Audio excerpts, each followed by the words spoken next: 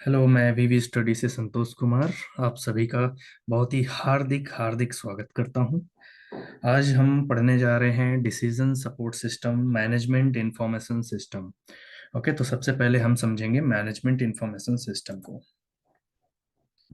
Okay, all right, all right, all right. Okay, management information system. Okay, all right, all right, all right. Okay, सबसे पहले हम समझते हैं management information system. इनको हम तीन भाग में डिवाइड कर देते हैं। मैनेजमेंट इंफॉर्मेशन सिस्टम को सबसे पहले समझते हैं मैनेजमेंट। मैनेजमेंट क्या होता है? मैनेजमेंट जैसे कि हम अपने घर में भी मैनेजमेंट करते हैं। पहले प्लानिंग करते हैं, ऑर्गेनाइजिंग करते हैं, स्टाफिंग करते हैं, फिर डायरेक्टिंग करते हैं, कंट्रोलिंग करते हैं। तो ये मैनेजमेंट कैसे मैनेज होता है? The art getting thing done through with people in formally organized group। ये एक ग्रुप के साथ ही कंप्लीट होता है। The manager is person who perform the different function performed by manager are।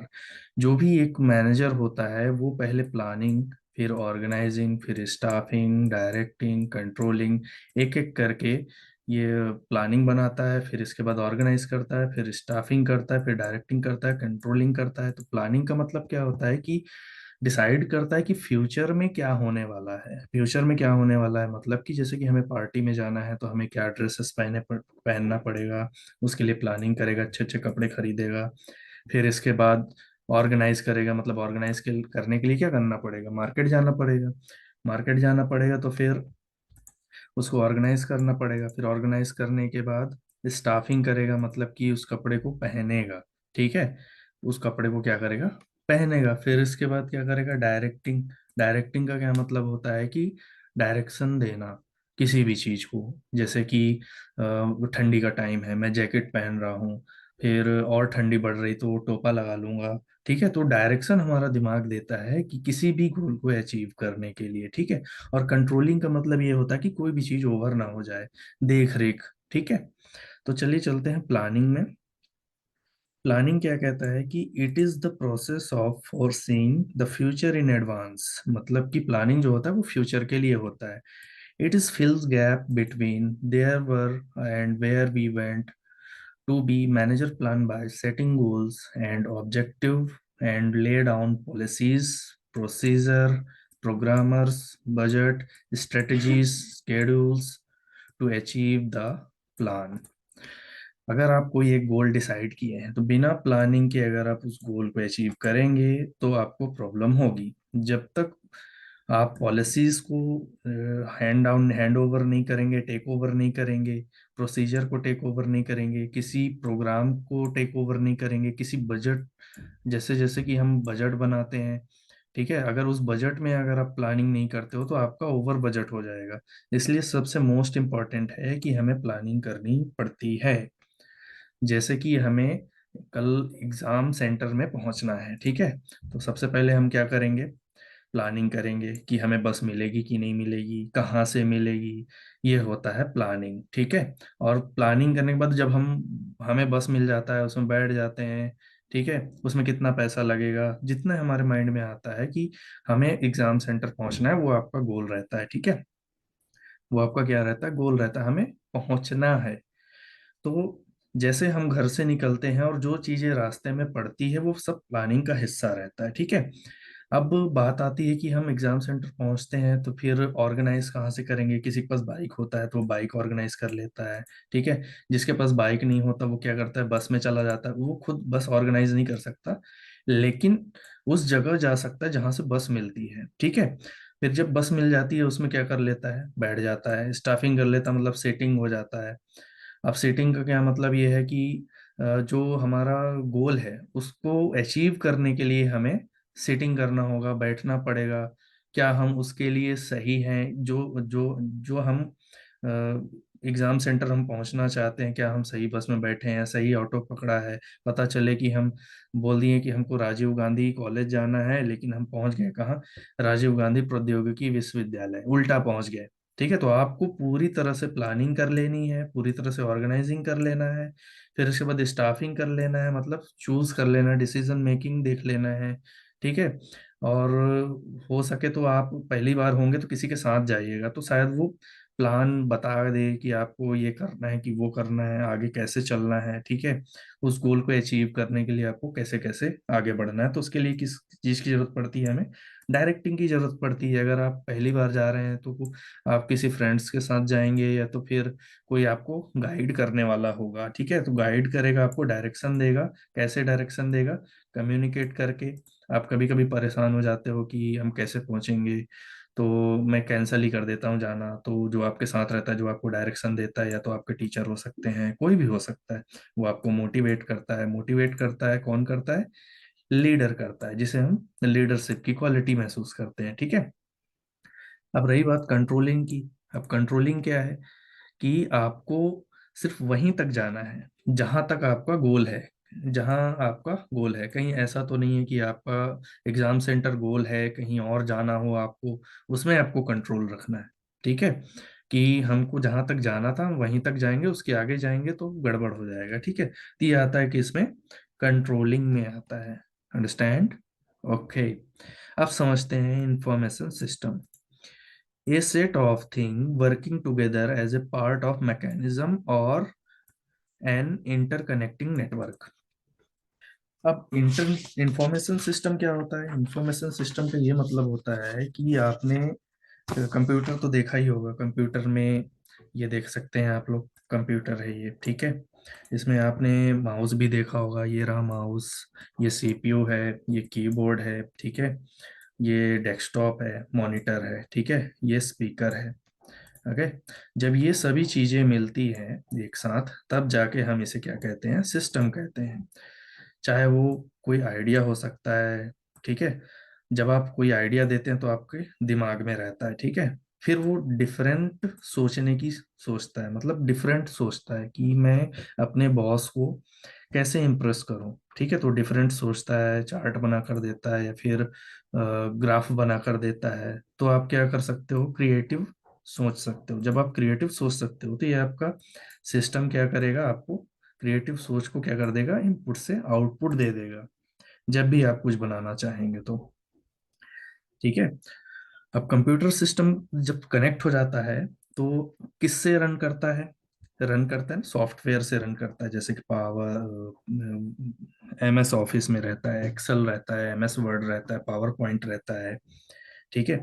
अब बिना टाइपिंग के तो आप कर नहीं पाओगे, उसके लिए भी इसको कनेक्ट करने की जरूरत पड़ेगी। ठीक है, प्रिंटर की भी जरूरत पड़ेगी, तभी आप आउटपुट ले पाओगे। इनपुट तो चला जाएगा, बिना प्रिंटर के आउटपुट नहीं ले पाओगे आप। ठीक है, जो आप कमांड दोगे, जो भी आप कमांड दोगे, वो एक सिस्टम निकाल कर दे देगा आपको। ठीक है।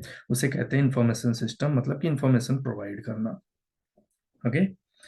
अब चलते हैं information systems are a set interconnected elements working together to collect, process, store and distribute information to help coordination, analysis and decision making।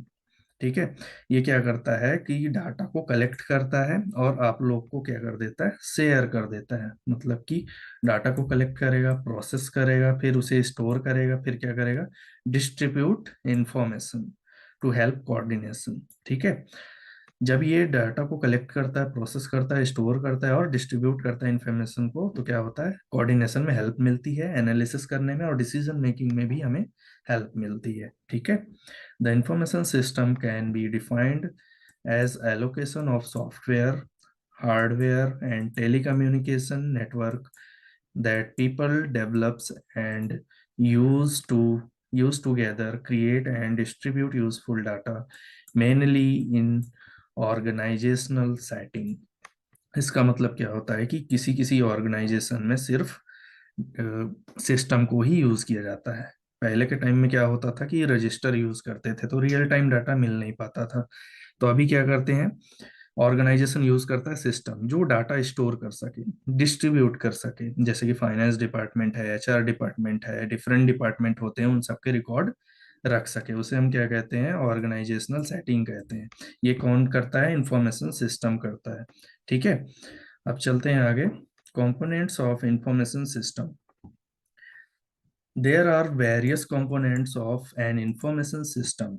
ठीक है, हार्डवेयर क्या होता है, हार्डवेयर जैसे माउस हो गया, ठीक है, हार्डवेयर माउस हो गया, कीबोर्ड हो गया, सीपीयू हो गया, प्रिंटर हो गया, जब ये आपस में कनेक्ट होते हैं तब जाके आप इंपुट देते हो। तो जब आप कुछ टाइप करते हो कीबोर्ड में, माउस से कुछ भी क्लिक करते हो, जैसे कि वर्ड चला रहे हो, आपने कुछ लिखा, ठीक है, तो उसको क्या करेगा, सेव करेगा, किसकी मदद से, कीबोर्ड की मदद से, माउस की मदद से। हार्डवेयर का होना बहुत जरूरी है, उसके बगैर आप डेटा सेव कर ही नहीं पाओगे। ठीक है, अगर हार्डवेयर नहीं होगा तो आप माउस नहीं चला पाओगे, माउस नहीं होगा कैसे चला पाओगे, कीबोर्ड नहीं होगा वो कैसे चला पाओगे। इसलिए हार्डवेयर का होना बहुत जरूरी है, जब कनेक्ट होगा तभी आप इंपुट कर पाओगे। ठीक है, जो भी डाटा है वो इंपुट कर पाओगे। ठीक है, अब सॉफ्टवेयर क्या होता है, सॉफ्टवेयर एक प्रोग्राम होता है, जैसे कि एक्सेल हो गया, वर्ड हो गया, पावर पॉइंट हो गया, ये सॉफ्टवेयर है। ठीक है, बिना सॉफ्टवेयर के,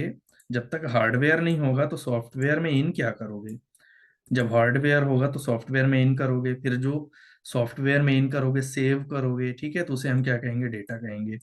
और डेटा ही क्या रखता है, मैनेजमेंट इंफॉर्मेशन सिस्टम रखता है।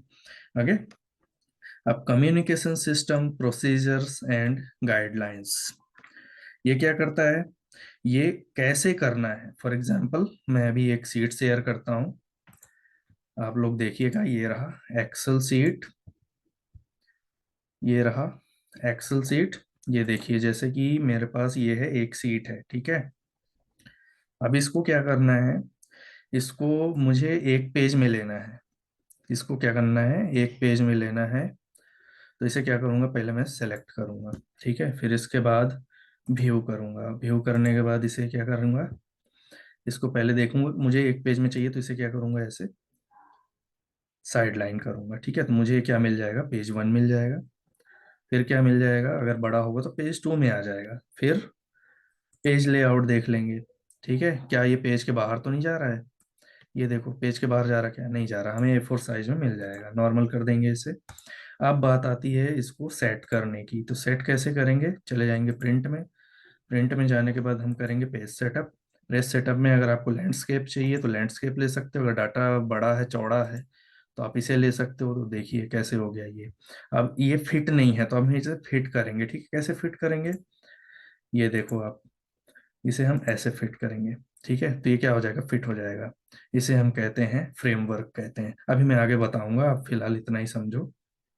ठीक है, तो इसे हमने क्या किया, कंट्रोल एस करके सेव कर दिया। ये क्या है, कम्युनिकेशन सिस्टम है, प्रोसीजर है, गाइडलाइन है। मतलब कि आप जो इनपुट देते हो और जो गाइड मतलब उसे बताते हो, तो वो क्या करता है, प्रोसेस करता है, कम्युनिकेट करता है कि आपको ऐसे बनाना है, वो बनाकर दे देता है। Okay, and okay, alright, alright, okay. अब बारी आती है पीपल की। पीपल का मतलब होता है इंसान। अकेले ये तो कर नहीं पाएगा, हार्डवेयर इंसान ही हार्डवेयर सेट करेगा, सॉफ्टवेयर भी इंसान सेट करेगा, और डाटा भी इंसान सेव करेगा। ठीक है, जब वो कंट्रोल एस करता है तो सॉफ्टवेयर में डाटा सेव हो जाता है। ठीक है, फिर वो कमांड देता है तो कम्युनिकेशन सिस्टम क्या करता है, उसको प्रोसीजर करता है, फिर वो गाइडलाइन देता है कि आपको ये फॉर्म में चाहिए कि लेटर में चाहिए, कैसे चाहिए, ये सब कौन करवाता है, इंसान करवाता है। कैसे, टाइपिंग करके, माउस से क्लिक करके। बिना इन पांचों चीज के मैनेजमेंट इंफॉर्मेशन सिस्टम पूरा नहीं हो सकता है। समझ गए, ओके, आगे चले। ओके, ठीक है, अब बात आती है कि ये पीपल, पीपल जो सेव करता है, ये क्या करता है, इंपॉर्टेंट डॉक्यूमेंट को क्या करता है, सेव करता है। फिर रेडी टू इंफॉर्मेशन, मतलब कि जो उसने hardware, software, data, communication system, इन सबको यूज करके जो इंफॉर्मेशन रेडी किया है, उसको क्या करेगा, अपने एम्प्लॉयज में, top level, middle level, lower level, सब में क्या करेगा, डिस्ट्रीब्यूट करेगा। ठीक है, अब चलते हैं इंपॉर्टेंस ऑफ इंफॉर्मेशन सिस्टम। इसमें क्या बोलता है, supply of information to decision maker, मतलब कि जो हमारे टॉप लेवल मैनेजमेंट होते हैं वो क्या है, डिसीजन मेकर हैं। वो जो बोलते हैं मिडिल लेवल वालों को करना पड़ता है, लोअर लेवल वालों को करना पड़ता है। जैसे कि टॉप लेवल मैनेजमेंट ने ऑर्डर दिया कि आपको ये गोल अचीव करना है, फिर इसके बाद मिडिल लेवल क्या बोलता है कि हमको काम करवाना है, ठीक है, तो आप अपने एम्प्लॉय के पास चले जाता है और बोलता है कि ये काम करके दो। और जब ये एम्प्लॉय को बोलते हैं तो एम्प्लॉय किस चीज का यूज करता है, hardware, software, data communication system and people का भी।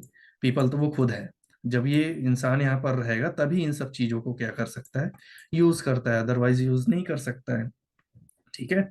तो क्या करता है management information system, supply information to decision makers. जो इंसान है ये सब चीजों को यूज करके क्या किया, एक इंफॉर्मेशन बनाया, किसको सप्लाई करेगा, डिसीजन मेकर्स को। ये कौन होते हैं, जो टॉप लेवल मैनेजमेंट होते हैं, जो सीईओ होते हैं, डायरेक्टर होते हैं, चेयरमैन होते हैं, इनको प्रोवाइड करेगा वो इंफॉर्मेशन, ठीक है। अब नेक्स्ट आते हैं, provide real time data, particularly useful where fast action is needed, ठीक है।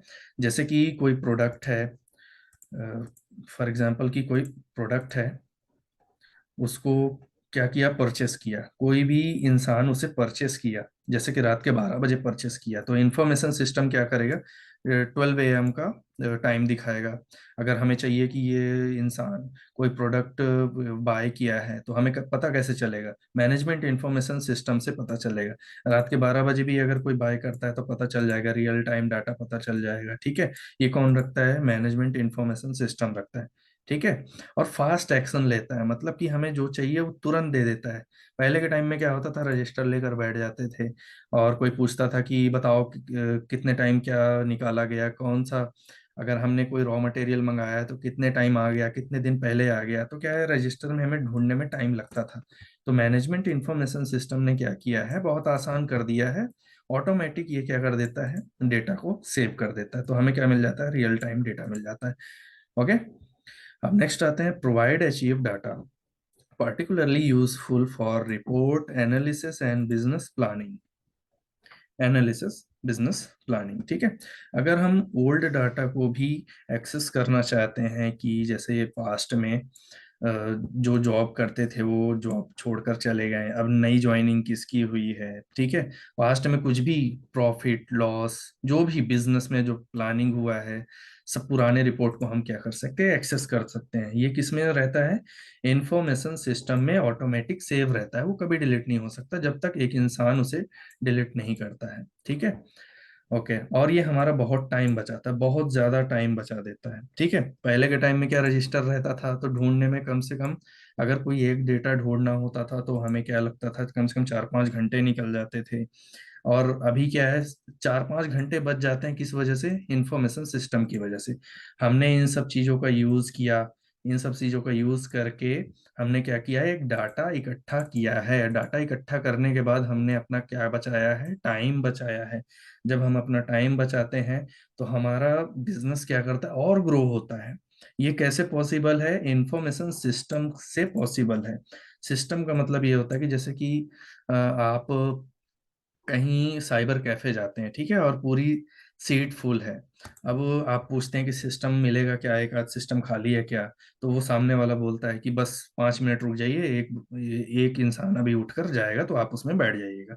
सिस्टम का मतलब ये होता है कि जितने भी कंपोनेंट्स हैं, जैसे कि कीबोर्ड्स है और माउस है, सीपीयू है, ये सब मिलकर काम करते हैं, तब जाके डेटा इकट्ठा होता है, ठीक है। तो इससे हमारा बहुत टाइम बच जाता है। हेल्प्स इन डिसीजन मेकिंग, ठीक है। पहले के टाइम में रजिस्टर होता था तो डिसीजन लेने में बहुत टाइम लगता था। अभी क्या है, हमारा टाइम भी बचता है और हम डिसीजन भी जल्दी ले पाते हैं, तो ये हेल्पफुल रहता है, ठीक है। और जितना जल्दी हमारा बिजनेस ग्रो होता है उतनी जल्दी हमारा क्रिएट न्यू जॉब होता है। जितना ज़्यादा हम करते जाएंगे, जितना ज़्यादा हम डिसीजन मेकिंग लेते जाएंगे, जितना ज़्यादा बिजनेस को ग्रो मिलता जाएगा, उतना ज़्यादा क्या होता जाएगा, ये जॉब क्रिएट करके देता जाएगा कि हाँ ये इंसान जॉब छोड़ कर गया है तो चलो इसकी जगह में हम दूसरी जॉब पुट करते हैं, ठीक है। अब आते हैं better customer service. Better customer service जैसे कि मैनेजमेंट इंफॉर्मेशन सिस्टम में ऑटोमेटिक अपलोड मतलब रहता है, ऑटोमेटिक डेटा सेव रहता है कि कौन सा मतलब कोई आदमी है या फिर कोई औरत है, कोई भी इंसान हो सकता है, वो क्या करता है कि किसी प्रोडक्ट से रिलेटेड सर्च करता है, जैसे कि उसको हेलमेट चाहिए, ठीक है, वो बार बार हेलमेट को सर्च करता है, तो उसी से रिलेटेड वो इंफॉर्मेशन उसके सामने ला देता है। कि मैनेजमेंट इंफॉर्मेशन सिस्टम को ऑटोमेटिक पता चल जाता है कि इस इंसान ने ये चीज ज्यादा सर्च की है, तो सस्ता महंगा सब दिखा देता है। अगर आपको महंगा चाहिए तो भी दिखा देता है, 2-2 हजार के हेलमेट दिखा देता है, सस्ते से सस्ता 800-800 का भी दिखा देता है। तो ये इंफॉर्मेशन प्रोवाइड करता है, मैनेजमेंट इंफॉर्मेशन प्रोवाइड करता है, मैनेजमेंट इंफॉर्मेशन सिस्टम ये सब चीजें बेटर कस्टमर सर्विस प्रोवाइड करता है। जैसे कि हमें कुछ चाहिए, फॉर एग्जांपल कि हमें बॉडी लोशन चाहिए, ठीक है, तो बॉडी लोशन हमने जिस नाम से सर्च किया है साथ में अदर कंपनी के प्रोडक्ट भी दिखा देता है। वो समझ चुका है कि आपको क्या चाहिए, हो सकता है आप जिसको सर्च कर रहे हैं उससे बेटर प्रोडक्ट मिल जाए, तो बेटर कस्टमर सर्विस देता है मैनेजमेंट इंफॉर्मेशन सिस्टम, ठीक है। अब कॉस्ट रिड्यूशन क्या होता है? कॉस्ट रिड्यूशन मतलब ये होता है कि रजिस्टर पहले ओल्ड हुआ करता था, ठीक है, अब रियल टाइम डाटा मिलता है, तो हमारा इसमें ज्यादा पैसा भी खर्च नहीं होता। पहले रजिस्टर पुराना होता था तो उसमें कम से कम 3-4 दिन लग जाते थे। पुराना से मतलब ये है कि पेन से रजिस्टर में लिखना होता था, तो इससे क्या होता था, टाइम भी वेस्ट होता था, पैसे भी खर्च होते थे, और रियल टाइम डाटा भी नहीं निकल पाता था। तो इसके बेनिफिट ये है कि मैनेजमेंट इंफॉर्मेशन सिस्टम से हमें रियल टाइम डेटा मिल जाता है। जैसे कि आप देख पा रहे होंगे कि मैं जूम मीटिंग में क्या आपको पढ़ा रहा हूँ, आपको घर बैठे मिल रहा है ये इंफॉर्मेशन, ठीक है। पहले के टाइम में क्या होता था, सिस्टम ऑनलाइन सिस्टम ऐसा कुछ भी नहीं होता था, तो आप लोग स्कूल में जाके कॉलेज में जाके पढ़ते थे, ठीक है। अब ऑनलाइन सिस्टम है, आपको हर चीज मिल जाएगी। वो किस में सेव रहता है? मैनेजमेंट इंफॉर्मेशन सिस्टम में सेव रहता है, ठीक है। अब आगे चलते हैं। मैनेजमेंट इंफॉर्मेशन सिस्टम, ठीक है, a planned system of collecting, processing, and disseminating information data to carry out the function of management।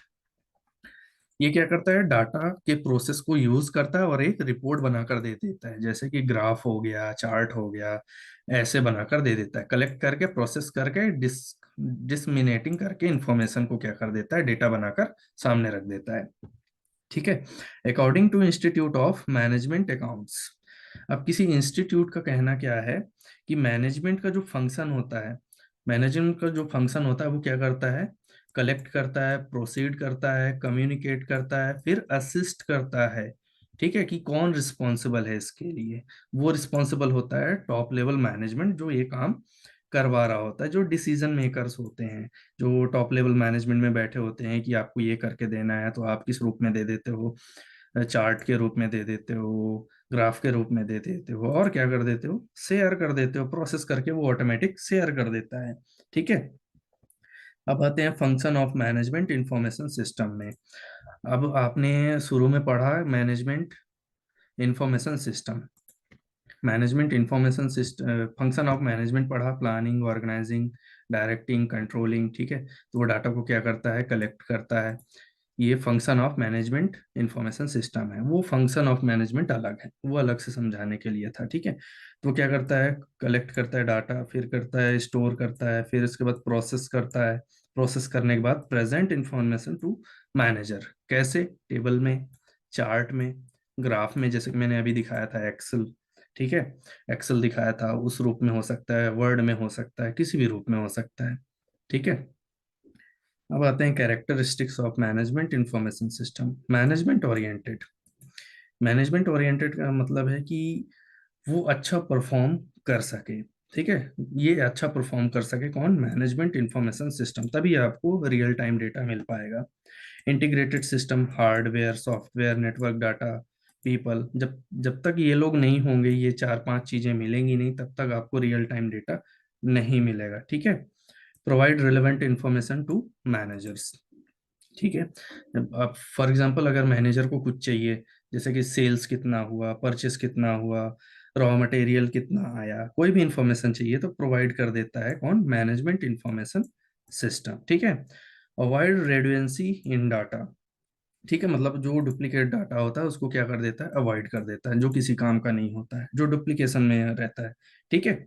और ये फ्लेक्सिबल भी होता है, जैसे कि एक्सेल में अगर आपको कुछ चेंज करना होता है, ठीक है, तो आप चेंज कर सकते हैं। ऐसा नहीं है कि एक बार सेव हो गया तो कभी जिंदगी में चेंज नहीं होगा, ठीक है। फ्लेक्सिबल होता है, मतलब कि लचीलापन, कभी भी आप उसे चेंज कर सकते हैं, ठीक है। ट्रांसफॉर्म डाटा इनटू इंफॉर्मेशन, ठीक है, ये ट्रांसफॉर्म कर देता है डाटा को किसमें, इंफॉर्मेशन में, ताकि हम उसे क्या कर सकें, आसानी से पढ़ सकें, उसकी इंफॉर्मेशन ले सकें। ठीक है, अब आते हैं purpose, objective of management information system में, to provide information for decision making. अब ये क्या करता है, जो डिसीजन मेकर होते हैं उनको क्या करता है, प्रोवाइड कर देता है डेटा, कि ये लो आपका डेटा रेडी है, ग्राफ के रूप में, चार्ट के रूप में डेटा रेडी है। ठीक है, to provide the necessary information to manager and supervisor at various level to help perform their function. पोडकॉप्स मतलब planning, organising, directing, staffing, coordination, और और क्या होता है ये बताओ, और क्या होता है, रिपोर्टिंग एंड बजटिंग। ठीक है, ओके, ये सब बनाकर वो दे देता है। Okay, need importance of management system, need importance of management information system, provide information needed for effective decision making. ठीक है, ये प्रोवाइड करता है इफेक्टिव डिसीजन मेकिंग को, कि अगर आपको कोई भी इंफॉर्मेशन चाहिए तो ठीक है, तो वो इफेक्टिव डिसीजन मेकर होता है जो प्रोवाइड कर देता है। ये चीज किस में मिलेगी आपको, मैनेजमेंट इंफॉर्मेशन सिस्टम में मिलेगी। Provide information needed to perform different management function, जैसा कि मैंने अभी बताया, पोर्ट कॉप्स ये डिफरेंट मैनेजमेंट प्रोसीजर से गुजरता है, तब जाके आपको एक इनपुट से क्या मिलता है, आउटपुट मिलता है। ठीक है, okay, enhance the productivity, enhance the productivity, जैसे कि हमें एक्यूरेट डाटा चाहिए, नो डुप्लीकेसी, मतलब हमें डुप्लीकेट डाटा नहीं चाहिए, जैसे कि आपने यहाँ पर देखा, अवॉइड रेडुडेंसी इन डाटा, इसका मतलब क्या होता है कि इनहेंस द प्रोडक्टिविटी, मतलब कि आपको एक्यूरेट डाटा देगा, मतलब कि जो काम का नहीं है उसको क्या कर देगा, हटा देगा। ठीक है, चार्ट के रूप में, ग्राफ के रूप में, किसी भी फॉर्म में दे सकता है। ठीक है, इफेक्टिव कम्युनिकेशन, इफेक्टिव कम्युनिकेशन मतलब कि ऑलवेज उसके पास डाटा होता ही है, प्रोडक्ट किसने परचेस किया, किसने सेल किया। ठीक है, जैसे कि एफिलिएट मार्केटिंग होता है, किसी ने सेल किया, तो इसमें टाइम गैप भी नहीं होता है। इसमें क्या होता है, जैसे कि हमें किस किसी ने प्रोडक्ट परचेस किया है, तो हम क्या कर सकते हैं, मैनेजमेंट इंफॉर्मेशन सिस्टम से निकाल के डायरेक्ट मेल कर सकते हैं, तो सामने वाले के पास पहुंच जाता है, टॉप लेवल जो डिसीजन मेकर्स होते हैं उनके पास पहुंच जाता है। पहले के टाइम में क्या होता था कि रजिस्टर हुआ करता था, एक से दूसरे तक पहुंचाने के लिए कम से कम 5 से 10 मिनट वेस्ट हो जाता था, पहले उसे चेक करता था, फिर सामने वाले का भी टाइम वेस्ट होता था। अभी क्या है कि मैनेजमेंट इंफॉर्मेशन सिस्टम से आप डायरेक्ट मेल कर सकते हो, कम्युनिकेट कर सकते हो, डायरेक्ट दे सकते हो, टॉप लेवल को, मिडिल लेवल को, जिसको चाहिए उसको दे सकते हो। ठीक है, इससे क्या मिल जाता है, हमें एक्यूरेट डाटा मिल जाता है। ओके, अब बात करते हैं फ्रेमवर्क की। जैसा कि मैंने पहले ही बोला था कि फ्रेमवर्क को डिटेल में बात करेंगे। फ्रेमवर्क का मतलब ये होता है सॉफ्टवेयर, एक सांचा। इसको एग्जांपल से समझते हैं, मान लो कोई इंसान है, ठीक है, पहले जब इसकी खोज नहीं हुई रही होगी, ईंट ईंट की खोज हुई रही होगी, धीरे धीरे हुई है। ठीक है, जब ईंट बनाया गया रहा होगा पहली बार, तो उसको बराबर गैप में लाने के लिए, फॉर एग्जांपल कि अगर एक ईंट सही लेंथ में, सही हाइट में अगर वो बन गया है, तो दूसरी बार भी क्या करना पड़ता था, उसे नापना पड़ता था, फिर बहुत टाइम वेस्ट होता था इससे, कि एक ईंट को कम से कम 10 मिनट में बनता है, दूसरी ईंट को भी नापना पड़ता था, हाइट और लेंथ ये सब नापना पड़ता था, तब जाके कम से कम 100 ईंट बनते थे, कम से कम 3-4 दिन में। अब मैनेजमेंट इंफॉर्मेशन मतलब कि एक स्मार्ट वर्क की बात कहें तो, किसी ने सोचा कि इसका एक सांचा बना दिया जाए। अगर हम इसका एक सांचा बना देते हैं, तो हम 100 मिनट में 100 ईंट बना सकते हैं। ठीक है, 3-4 दिन में हम 100 ईंट बनाते थे। क्यों? क्योंकि उसके हमारे पास सांचा नहीं होता था ईंट बनाने के लिए। लेकिन अभी हमारे पास मैनेजमेंट इंफॉर्मेशन सिस्टम में हमारे पास सांचा है, एक्सेल के रूप में, वर्ड के रूप में, पावर पॉइंट के रूप में, जितने भी आप सॉफ्टवेयर देखते हैं वो क्या है, हमारा सांचा है, जैसे कि ईंट बनाने के लिए यूज किया जाता था। ठीक है, यूज किया जाता है, अभी भी यूज किया जाता है, लेकिन अभी आर्टिफिशियल इंटेलिजेंस इतना बढ़ गया है कि अब उस सांचे का भी यूज नहीं करते, अब डायरेक्ट मशीन में, मशीन से ही ईंट बन जाता है।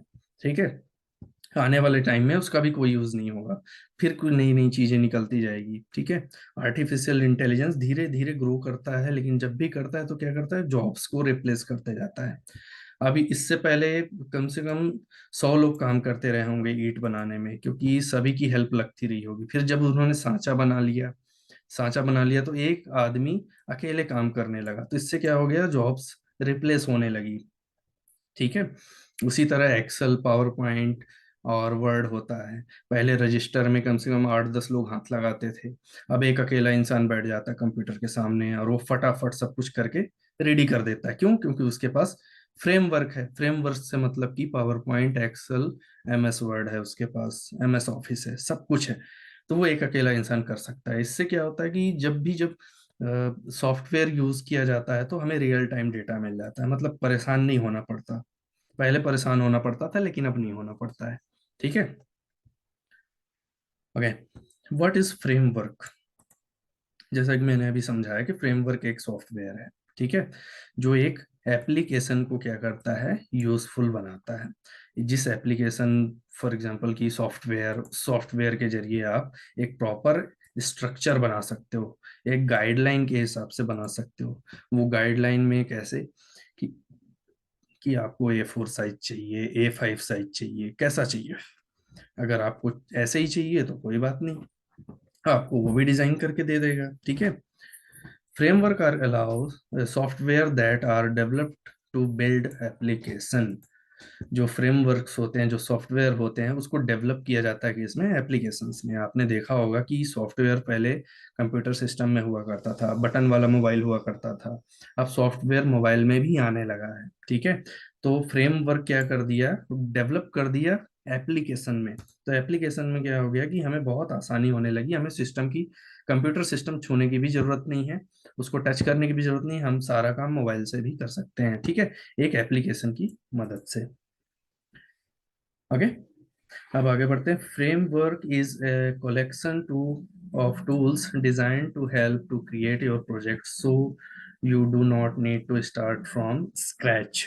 स्क्रैच का मतलब ये होता है कि हमें कोडिंग की कोई ज़रूरत नहीं है। क्यों? क्योंकि हम एक एप्लीकेशन बना लिए हैं। अगर एप्लीकेशन नहीं होता तो हमें क्या करना पड़ता, कोडिंग करनी पड़ती। कोडिंग करने के बाद फिर एप्लीकेशन बनाओ, फिर उसको कमांड दो, फिर इसके बाद ये इतनी सब पंचायत से फुर्सत, एक एप्लीकेशन बना दो, जो चाहिए आप उससे निकाल लो। हमें यहाँ पर कोड की कोई जरूरत नहीं है, स्क्रैच की कोई जरूरत ही नहीं है। स्क्रैच की जरूरत तब पड़ती है जब हमें बड़ा सॉफ्टवेयर बनाना पड़ता है, कोई क्रिएटिव माइंड का होता है वो बनाता है। Okay. A framework may include predefined classes, function that can be used. Okay, all right, can be used to process input, manage hardware device, enter। चलिए तो चालू करते हैं फिर से। हम कहाँ पर थे? System architecture, architecture. Okay. Okay, all right, all right, all right.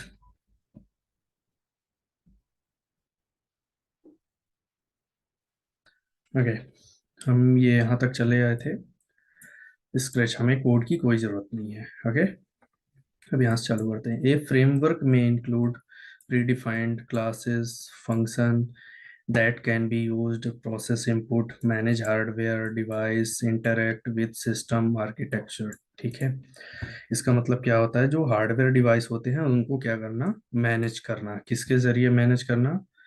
Classes, function, process input, manage hardware device, interact with system architecture. मतलब कि जो भी हार्डवेयर डिवाइस होते हैं उनसे क्या करना, डेटा को मैनेज करना। किस पर्पस के लिए मैनेज करना?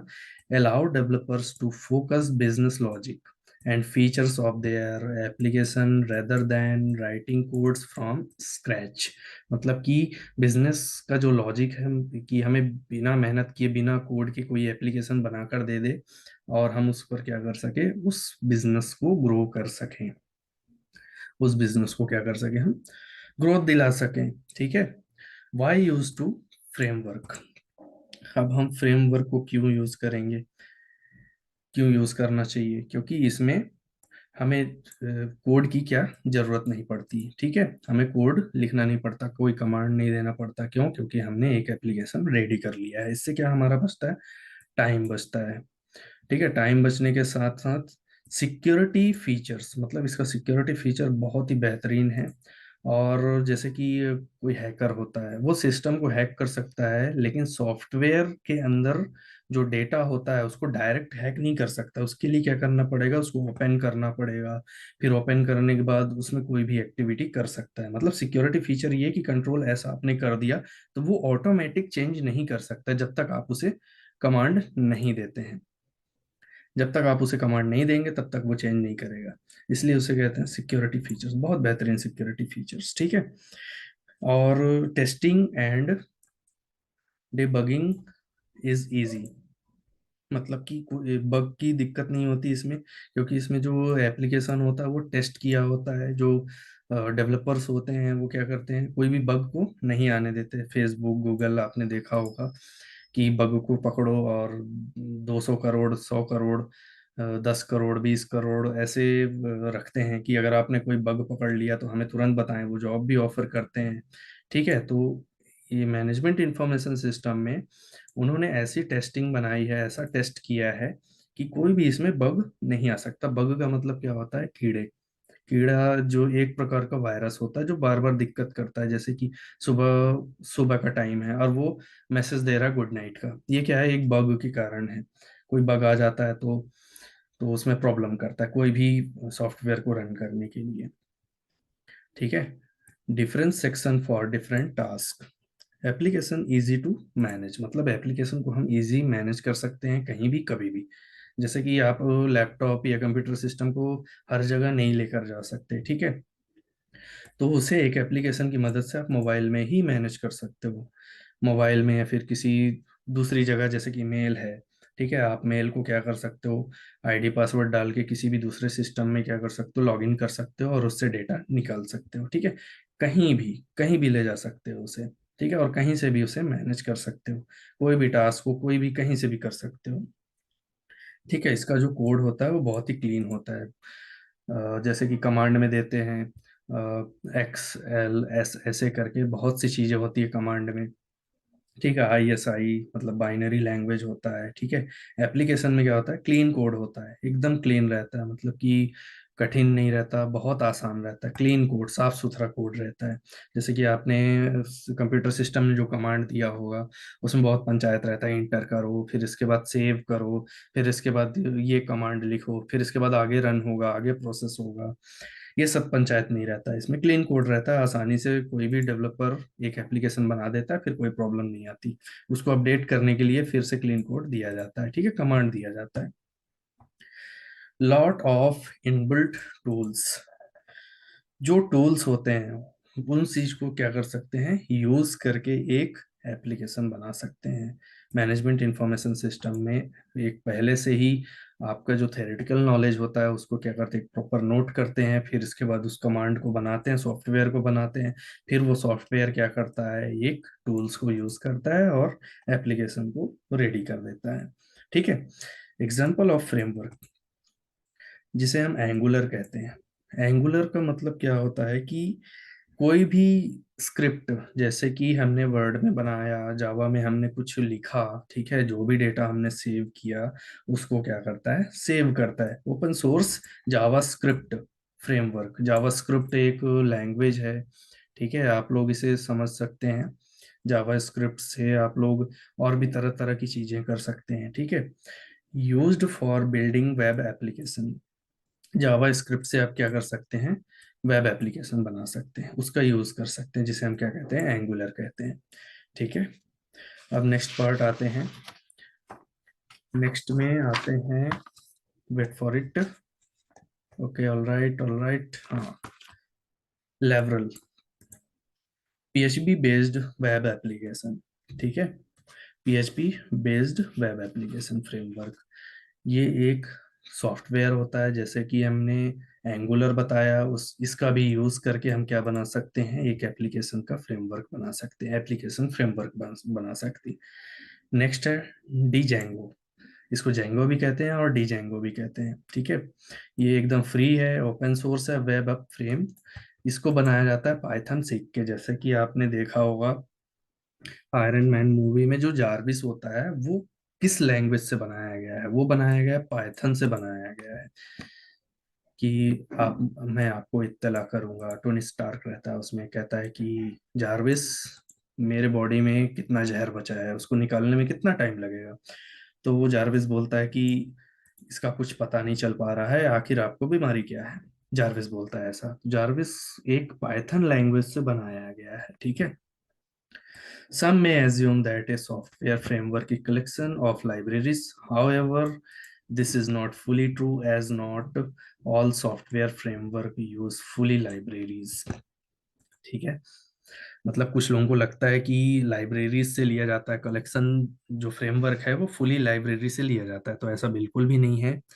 लाइब्रेरी कह सकते हैं 70% करेक्ट है, 30% फॉल्स है। मतलब कि 70% हम लाइब्रेरी से ले सकते हैं, इंक्लूड कर सकते हैं, उसके साथ हम ताल्लुकात रख सकते हैं, लेकिन 30% नहीं रख सकते हैं, ठीक है।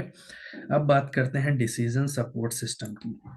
डिसीजन सपोर्ट सिस्टम कहें तो एक आर्टिफिशियल इंटेलिजेंस की तरह है, जैसा कि मैंने अभी बताया था कि जारविस होता है। जारविस को कैसे बनाया आयरन मैन ने? जो टोनी स्टार्क होता है उसने बनाया, पाइथन लैंग्वेज से बनाया है। एक कृत्रिम बुद्धिमत्ता, आर्टिफिशियल इंटेलिजेंस, मतलब कि वो सोच सकता है, सब कुछ कर सकता है। आप जो बोलोगे वो करके दे देगा। जैसे कि कुछ सीन में दिखाया गया था कि जारविस सबसे बेस्ट है, यही मेरा आजकल बिजनेस संभाल रहा है, मुझे जरूरत ही नहीं है ऑफिस आने की, जो भी कमांड देता हूँ मैं इसे वो करता है, मेरा बिजनेस यही संभालता है, कोई त्रुटि आती है तो मुझे फौरन बताता है, मुझे फौरन इत्तला करता है। आर्टिफिशियल इंटेलिजेंस उसे ही कहते हैं, ठीक है। जैसे कि पहले के टाइम में क्या होता था कि मतलब अभी के टाइम के, पहले के टाइम की बाद में बात करते हैं, पहले अभी के टाइम की बात करते हैं। अभी के टाइम में क्या है कि किसी भी ऑफिस में जाओगे, कोई ऑफिस वर्क होगा, तो उसमें क्या रहता है कि एक आदमी बैठा रहता है कंप्यूटर सिस्टम के सामने, ठीक है, और कहता है कि मैं ही, कभी कभी लगता है पुनिच भगवान है, ऐसा लगता है उसे। लेकिन नहीं, कभी कभी इंसान का घमंड चूर चूर हो जाता है, ठीक है। तो उसकी जगह में क्या आ गया? एक स्मार्ट एआई आ गया, मतलब कि आपसे भी ज्यादा इंटेलिजेंट है, आर्टिफिशियल इंटेलिजेंस। वो स्केच बना कर देता है, आप जो बोलोगे वो करके देता है, क्योंकि आपके पास इतनी नॉलेज नहीं है। अगर आपको कोई क्वेश्चन पूछना होता है, ठीक है, फॉर एग्जाम्पल कि अगर आप वो चैट जीपीटी का यूज करते हैं, ठीक है, अगर आपको कुछ पूछना होता है, उसमें क्वेश्चन टाइप करते हैं, और वो अपनी कृत्रिम बुद्धिमत्ता मतलब आर्टिफिशियल इंटेलिजेंस इतना तेज है, इतना आगे, इतना नेक्स्ट लेवल है कि वो कहीं से भी इंफॉर्मेशन निकाल कर आपको राइट इंफॉर्मेशन प्रोवाइड कर देता है, ठीक है। उसी तरह जैसे आपने आयरन मैन मूवी में देखा होगा, जारविस, आयरन मैन पूछता है कि अ, कैसे ये काम करेगा, तो आयरन मैन, वो जारविस कहता है कि मैं इसके लिए सॉल्यूशन निकाल लूंगा, कृपया करके इंतजार करें, मैं ये करके दे दूंगा आपको। क्योंकि आर्टिफिशियल इंटेलिजेंस एक ऐसा सिस्टम है, ऐसा सॉफ्टवेयर, सॉफ्टवेयर तो नहीं कह सकते, एक कृत्रिम बुद्धिमत्ता ही कहेंगे। आर्टिफिशियल इंटेलिजेंस एक ऐसी चीज है कि कभी नहीं थकता है। जब भी आप रात के 12 बजे भी उठकर पूछोगे कि मुझे इसका आंसर चाहिए, वो तुरंत दे देगा। इंसान क्या है कि एक वक्त के बाद थक जाता है, 6-8 घंटे काम करने के बाद थक जाता है, फिर उसका दिमाग काम नहीं करता। आर्टिफिशियल इंटेलिजेंस इसलिए बनाया गया है कि इंसान अगर दुनिया में नहीं होंगे तो आर्टिफिशियल इंटेलिजेंस क्या करेगी? दुनिया में राज करेगी। उससे मतलब ये है कि आर्टिफिशियल इंटेलिजेंस आने वाले टाइम में कब्जा करेंगे। पहले के टाइम में क्या होता था, ये पृथ्वी में, हमारी पृथ्वी में जानवर रहते थे, ठीक है। अब जानवर के ऊपर क्या गिरा? कोई हमला हुआ, मतलब डायनासोर विलुप्त हो गए, ठीक है। विलुप्त होने के कुछ साल बाद, लाखों साल बाद इंसान हुए। फिर इंसान ने क्या किया? ये धरती बेसिकली देखा जाए तो जानवर की थी पहले, ठीक है, जानवर से फिर इंसान बना। अब इंसान ने क्या किया? इंसान ने जानवर को कैद करना चालू किया, अभी तक कैद कर रहा है, ठीक है। तो एक रिसर्च से पता चला है कि आने वाले टाइम में जो रोबोट्स होंगे वो इंसान को कैद करेंगे। इंसान को कैद करेंगे, इट मीन्स कि पहले ये जानवरों की धरती होती थी, जानवर से क्या बना? इंसान बना। अब इंसान क्या करता है? जानवर को कैद करता है। अब इंसान क्या बना रहा है? आर्टिफिशियल इंटेलिजेंस बना रहा है। आर्टिफिशियल इंटेलिजेंस से क्या बनेगा? वो रोबोट बनेगा। अब जो हमने बनाया वही हमें क्या करेगा? कैद करेगा। कैद करने से मतलब ये है कि जैसे हम अभी जानवर को कैद करके रखते हैं, ठीक है, उनसे जो चाहे वो करवा लेते हैं। आने वाले टाइम में शायद पॉसिबल हो 100, 200, 300, 1,000 साल बाद। अभी के टाइम में तो ऐसा कुछ भी नहीं है, क्योंकि अभी नया नया है ये आर्टिफिशियल इंटेलिजेंस, लगभग 15-20 साल अ, हुए होंगे इसको अभी चालू हुए, ठीक है। अब देखा जाए तो इंसान के पास इतना दिमाग तो होता नहीं है कि वो हर चीज की नॉलेज रखे, तो वो किससे पूछता है? चैट जीपीटी में जाके पूछता है, आर्टिफिशियल इंटेलिजेंस से पूछता है। तो क्या करता है? सेल्फ नॉलेज से क्या करता है? आंसर देता है। सेल्फ नॉलेज से आर्टिफिशियल इंटेलिजेंस क्या करता है? आंसर देता है आप लोगों को। तभी आप लोगों को पता चल पाता है, फिर इसके बाद कॉपी करके तुरंत पेस्ट कर देते हो। फिर इसके बाद बॉस आपका खुश हो जाता है। फिर क्या, आपको प्रमोशन मिल जाता है। ठीक है। तो इस प्रकार क्या क्या होता है, इंसान को डिसीजन सपोर्ट सिस्टम क्या करता है? बहुत हेल्प करता है, बहुत इतना ज्यादा हेल्प कर दिया है कि इंसान अब आलसी होने लगा है। ठीक है। डिसीजन सपोर्ट सिस्टम देखा जाए तो खराब नहीं है, देखा जाए तो एक तरह से हेल्प ही कर रहा है, लेकिन कई तरीके से इसके एडवांटेजेस भी होते हैं और कई तरीके से इसके डिसएडवांटेजेस भी होते हैं। जिस तरह हमें लगता है कि हाँ ये सही है, लेकिन दूसरी तरफ देखें तो इसमें कुछ खामियां भी होती है, मतलब ये नुकसानदायक भी होती है। आपने देखा होगा कोविड के